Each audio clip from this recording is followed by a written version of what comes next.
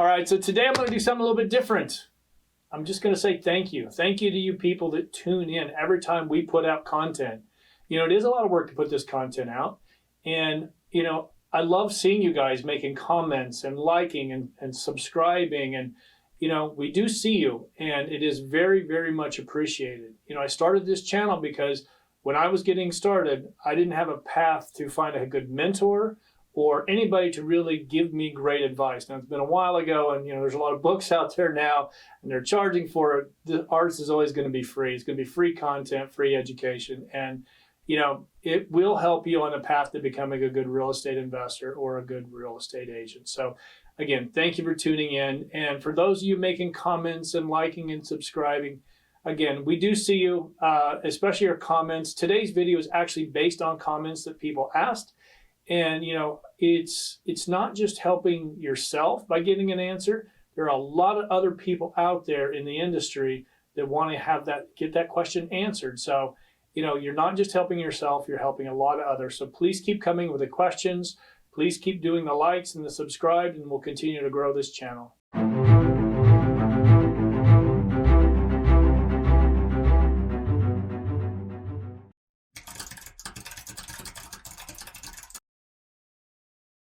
All right, thank you for the question, Eddie. My best real estate investment. There's been a few of them, but I'm going to choose one that I'm actually in right now. Last September, we sold our last multifamily deal in Dallas, Texas, and we bought a Chase Bank. It's on a little over an acre. We found out in the middle of escrow that it was actually going to close, and we got really excited because I think we can re-tenant this thing. So the traffic count is about 36,000 cars a day. It's, like I said, a little over an acre. So I can go ahead and put this thing back on the market, find a new tenant, go get a buyout from Chase Bank for maybe 60, 70 cents on the dollar, take that money, and I can rebuild a new fast food is probably what we'll go with in the community we're in. Now, the community is it's really just starting to grow. And, you know, there's a lot of people moving into Dallas, Texas, and in that area especially. I've got a brand new Target right across the street. Bunch of other retail that's brand new, all within the area. Actually, right behind me, there's going to be a new center going in that's already occupied or already leased up. So it's going to be a great deal. And so we bought it at about a 5.2 cap, and we're going to take it down to a 4.1, and we'll probably flip it from there. We might hold on to it, but it's been a very good deal, and we're very excited about it. So I'll be anxious to get on the other side of this one. But thank you for the question, Eddie.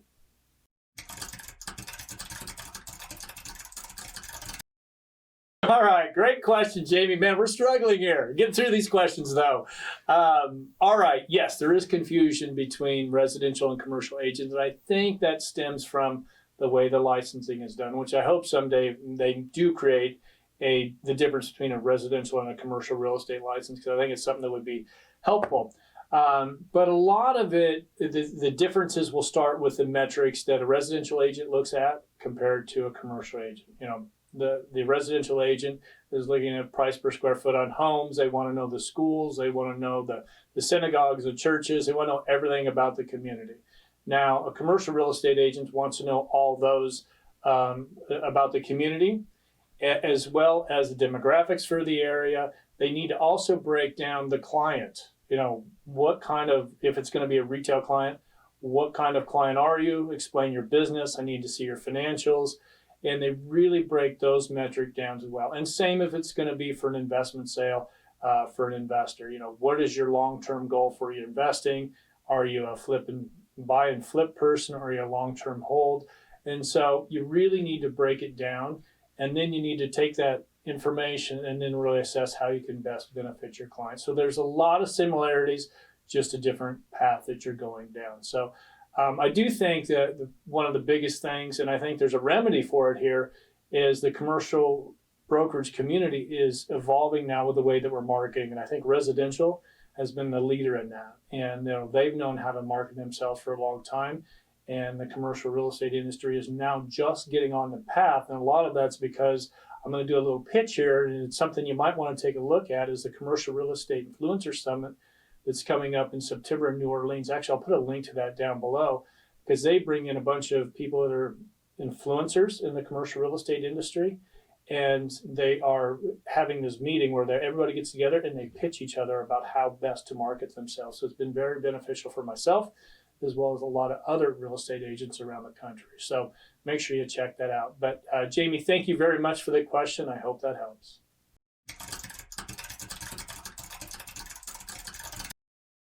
All right, Justin, thank you for the question. This is a good one. So I was at a company called Kennedy Wilson, and it was a real estate auction company, and they were the biggest in the industry at the time. And I was in the marketing department. My now partner, George Pino, was in the closing department. They ended up moving me into the closing department, and I was there for a couple months, and then George, my now business partner, laid me off. So he's been paying that now for a few years, 20 plus years. Every day I remind him how he laid me off. So, but I then went over and started a new auction company that was a competitor to Kennedy Wilson. And lo and behold, about a month later, George was getting laid off. And so he called me because sneakily, he knew that I'd been out in the market and I knew where all the jobs were. And so I just then pitched him. I'm like, listen, if you want to just come partner with me, then we can do everything 50-50 and we'll grow this new auction company. And we did that. He came over, split everything 50-50. We've been doing it ever since. And it's been 20 some years. So it's been a good partnership. But we grew that company to the number 2 real estate auction company in the Western region within 18 months. But it was all based on foreclosures. So we knew that it was going to be short term. So we started around 94. By 98, 99, we were starting to close that business down. And we moved into doing bulk sales through the same clients, the Freddie Macs, Fannie Mae's of the world. And so we'd bulk, 5 or 6 properties, sell them out to investors. But again, foreclosures were slowing down very, very quickly. So we knew this was going to be a short-term fix. And so we moved into it was a Coldwell Banker office, and we were just doing deals there. We had our own office. We're doing it. And it was kind of just not an exciting thing. And so we started dabbling in commercial real estate because we were buying some at the time. And we sold a few commercial properties. And then there was a company called DBL based out of Los Angeles. And it was probably the most amazing residential real estate firm I had seen. The guy that ran it, Alan Long, he's actually my mentor. He has been all these years. And he had a company that was he created a positive working environment that everybody was in there. They worked together. They spoke about deals they were doing. They really supported each other. And you know what? To this day, he ended up selling every Sotheby's office in LA. It used to be a DBL office. He ended up selling DBL to Sotheby's.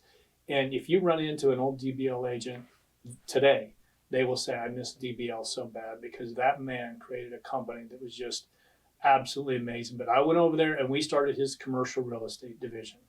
And so it was going very, very well. But then he ended up selling to Sotheby's. And I got a call on December 9th. I don't remember what year, but it was December 9th. And he said, Joe, we need to close the commercial division down. I sold to Sotheby's, and they can't have a commercial division.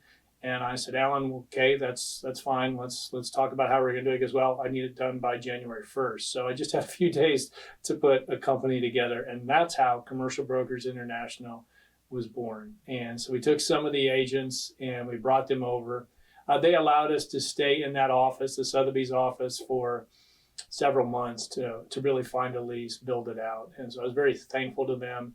Sotheby's was great to us, just an amazing company. But now your second part of the question is what would I tell my 23-year-old self? That I'd like to be 23 again and be the number one thing. But, I think seeing new agents, and I think the key to it is if you're going to be and this goes for residential too, if you're going to be a real estate agent, you need to treat it like it's a business. That needs to be the number one thing. You need to show up every day. You need to do all the fundamentals. And I'm seeing it now. Is a lot of people that got into business. We've been on an incline since 2011 with our economy and real estate, and we got away from fundamentals. And I'm starting to see now that people that weren't doing that, following those fundamentals, are starting to crack a little bit now. So, really make sure that you're following your fundamentals. Treat it like it's a business, and really have your daily structure. The daily structure is, you're doing your cold calls, your warm calls, your sphere of influence, your email program. Get a great CRM, get it in place, and treat it like it's a business.